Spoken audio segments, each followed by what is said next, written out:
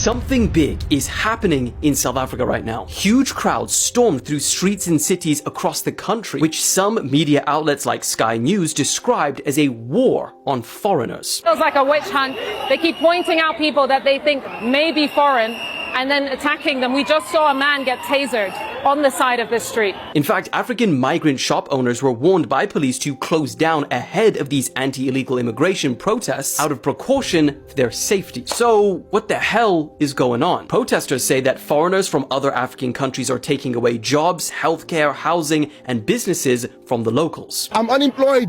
There's no employment. I can't find anything. Now we are focusing on the illegal foreign nationals. But it's not only around jobs and the economy. Local media report that earlier this month, a 27-year-old shop owner went missing amid concerns that his alleged refusal to sell his business to foreign nationals may have led to his disappearance. This triggered outrage and has caused the illegal immigration issue in the country to reach its boiling point. And now even the United Nations is calling for calm. Critics are calling this a xenophobic movement, while supporters say this isn't about discrimination, but about protecting their country. So, as always, what do you guys think? Hartlike goeiemôre kykers en luisteraars, baie welkom weer eens by hierdie uitsending. Het nou so vinnige uittreksel gesien wat maar net vir u 'n voorbeeld is van hoe dat hierdie xenofobia, hierdie vreemdeling haat dan nou die wêreld verhoog bereik het. En ook baie interessant, ek gaan iets interessants met u deel wat ek sekerlik al meer as 10 jaar gelede gekry het, 'n dokument onder oë gehad het. Dis nie in my besit nie vir bepaalde redes, maar onder oë gehad het wat 'n inligtingsdokument was, wat ek nou gou-gou met u gaan deel, wat baie aansluitend is by die gebeure tans wat afspeel in Suid-Afrika. Ons sien ook dat die politieke analis, ontleder van Namibië, van Suidwes-Afrika, Zakaria Chikomba, gewaarsku het dat die retoriek wat president Trump van Amerika nou weer onlangs geuiter het oor die genocide in Suid-Afrika. Nou wat Chikomba sê wat ek 100% mee saamstem, maar ek gaan nou vir u die inligtingsdokument deel, 'n stukkie daarvan. Wat hy sê of sy, ek weet nie of dit 'n man of 'n vrou is nie, ek vra verskoning daarvoor, maar word gesê dat Suid-Afrika moet oppas. Hy rig 'n waarskuwing aan Suid-Afrika, net soos Luma, hoe hy 'n tyd gelede ook vir president Ramaphosa gewaarsku het dat die buitelandse inmenging gaan en kan en die potensiaal baie sterk is om plaas te vind.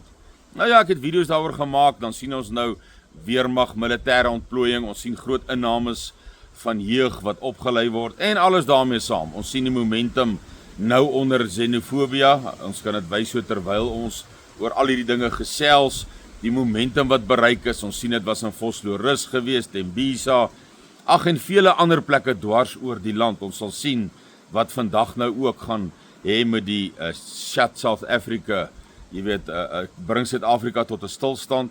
Maar ons sien hier is definitief groot getalle betrokke, ons sien hier is definitief 'n momentum, ons sal dit met baie fyn dop hou, of dit momentum verder, die momentum gehou word, of uitbrei.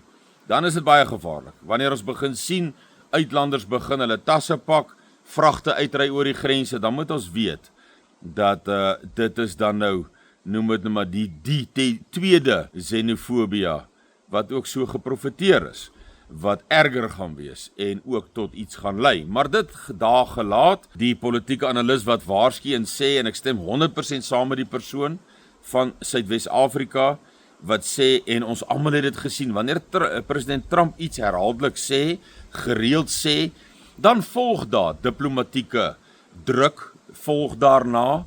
Ons sien ook dat daar ekonomiese sanksies daarna volg en druk plaasvind.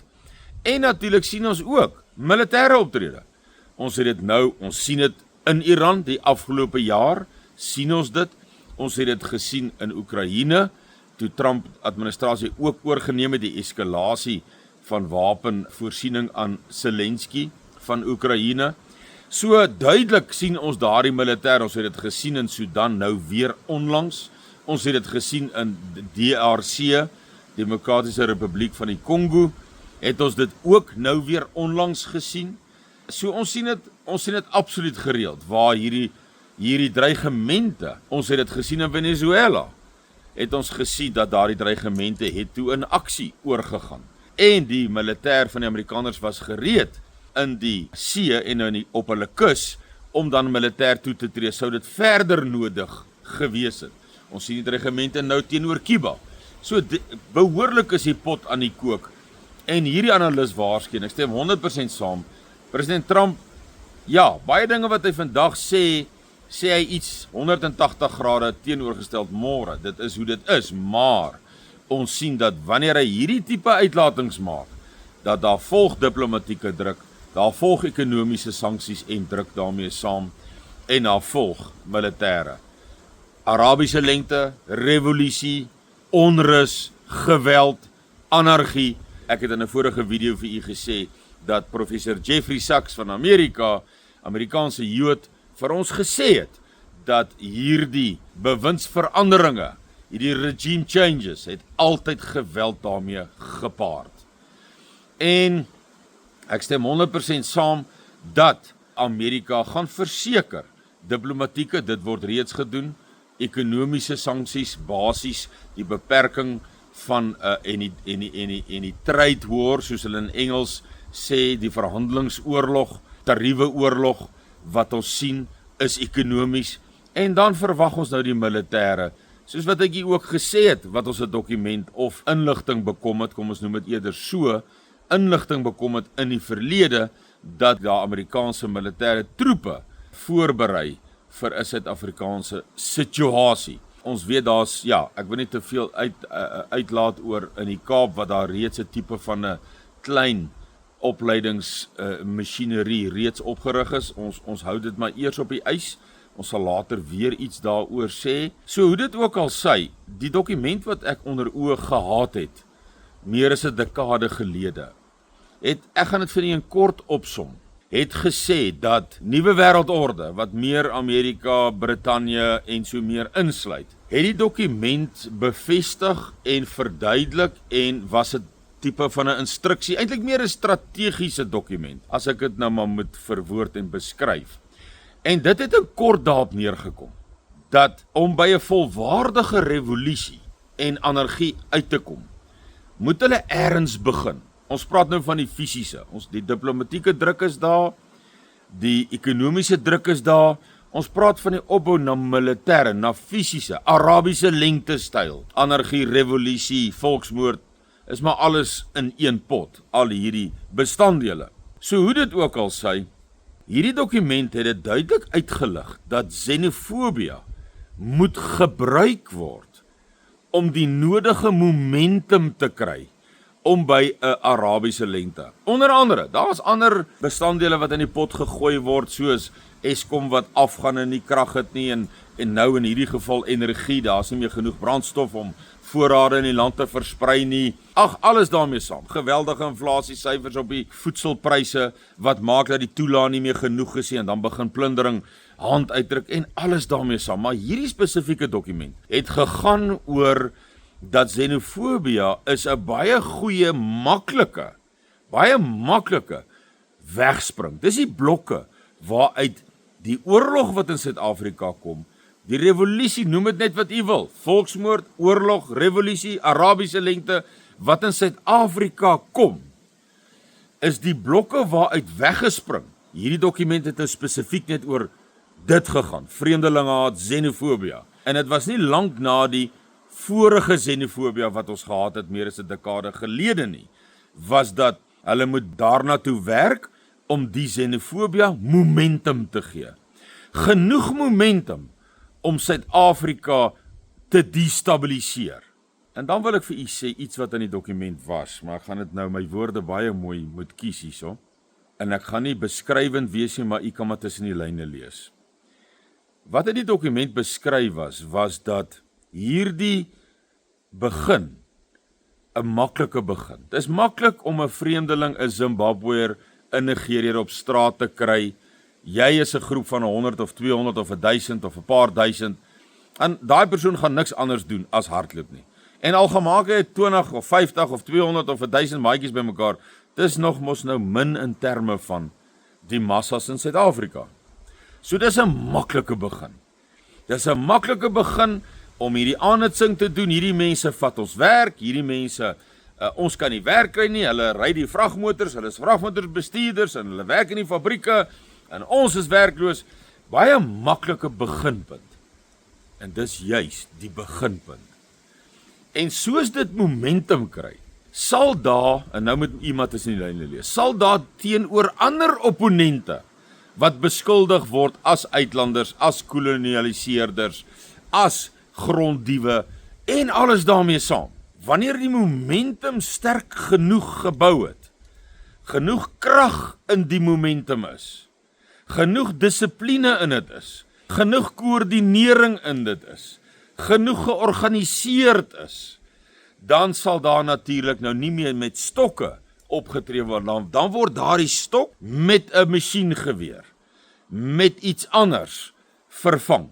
Gaan kyk die video's, die mense wat nie my video's kyk nie, gaan kyk na die wapens wat deesdae gekry word, wat gekry was, veral daar die nuwe AK-47's, nuwe magasyne, nuwe ammunisie, veral die vraghouer wat in Durban weggeraak het, met militêre toerusting. Dit was vir ons in die koerante gesê. So verstaan u die proses van gebeure. Ons moet hierdie rassehaat, hierdie xenofobie, wat ons hierdie vreemdelinge haat, is maklik. Dis die blokke, volgens hulle strategie, om net uit weg te spring. Jy moet van elders af wegspring. Jy begin nie 100 meter op 60 meter en spring daar weg nie. Jy spring op 0 meter weg en jy hardloop 100 meter of 3000 meter. Jy spring weg by die wegspringpunt. En die taktiek en strategie, dink ek persoonlik, is uitstekend, want dis maklik. Dis maklik om 'n ou te boelie as jy 10 en 20 en 30 is teen 1. Baie maklik.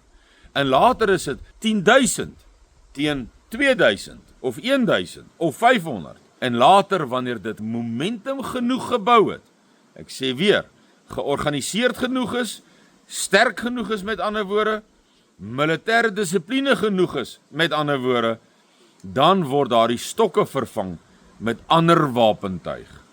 En dan, kykers en luisteraars, sal hulle die opponente, dan het hulle handskoene, spreekwoordelik gewys, gaan ek hiermee afsluit, dan het hulle handskoene ter gereedheid van 'n tire opponent, het hulle aangetrek, die toerusting is reg, die momentum is reg, die mag en die getalle, Joel 2 beskryf het so baie mooi, is gereed en reg, en dan begin hulle in daardie ritme optree, soos Joel 2 dit eintlik ook baie mooi beskryf. En dan sal hulle eers toetree. Dit was die slotsom, dit was die doel van hierdie hele dokument, was dan word daar beweeg na die tire, moeiliker opponent. Maar dan is hulle sterk genoeg, genoeg momentum, wapens word gegee en voorsien, as profeseë ook oor dit, dat daar in die geheim deur Engeland en nog 'n ander land, ek kan nie onthou wat 'n land presies nie, wapens in die geheim ingevoer word om teen ons boervolk te gebruik. So, die profeseë pas presies by die fisiese inligting wat ons ontvang, onder oë gehad en gekry het. So kom ons hou hierdie momentum baie fyn dop en ons kyk hoe ontwikkel die momentum daaruit. Jy moet 'n pragtige week hê, tot 'n volgende keer. Totsiens.